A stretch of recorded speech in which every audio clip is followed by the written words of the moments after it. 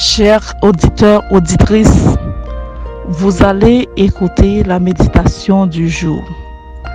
Puissance de la grâce, Ellen White. Dieu veut exhorter par nous, 20 janvier.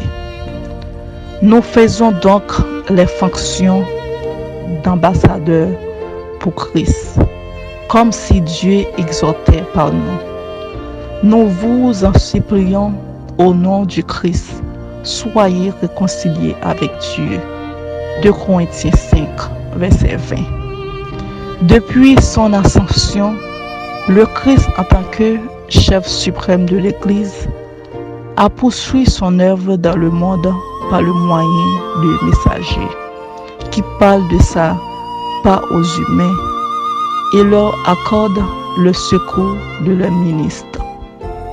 Ces messagers appelés par Dieu à prêcher et à enseigner pour l'édification de son Église ont une lourde responsabilité.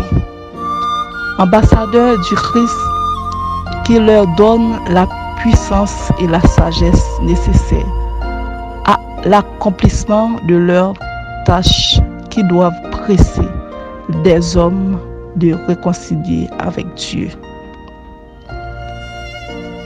Les ministres du Christ sont les gardiens spirituels du peuple, confiés à leurs soins. Leur rôle a été comparé à celui d'une sentinelle. Autrefois, on plaça des gutins sur les remparts d'une ville où ils pouvaient certains points convenablement choisis, surveiller efficacement les secteurs importants et donner l'alarme à l'approche de l'ennemi.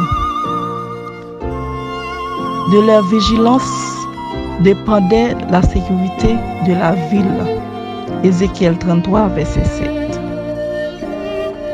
Ces paroles du prophète établissent la solennelle responsabilité de ceux qui ont été désignés comme gardiens de l'Église et dispensateurs des mystères de Dieu.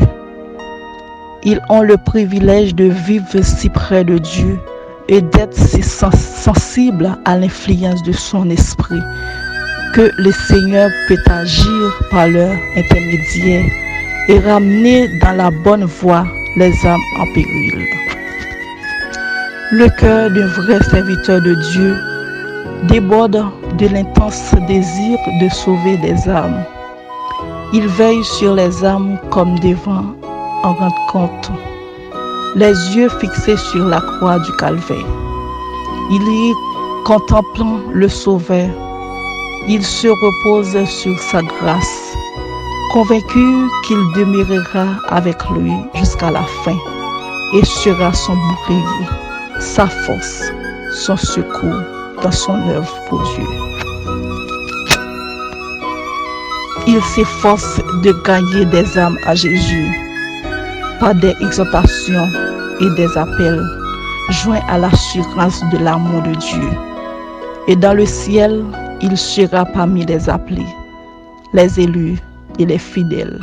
Apocalypse 17, verset 14.